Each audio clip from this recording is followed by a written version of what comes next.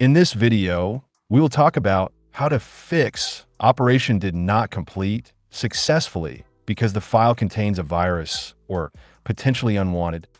Click in Search, type Windows Security, select Open. Click on Virus and Threat Protection. Scroll down, click on Manage Settings. Turn off all protection. Now, click on Firewall and Network Protection. Turn off these network protection. Let me show you how to do it. Click on Domain Network and turn off Microsoft Defender Firewall. Do the same with other network protection. After this, select App and Browser Control. Click on Smart App Control Settings. Turn it off. If you're wondering how to enable Smart App Control, check out the video link given in the description.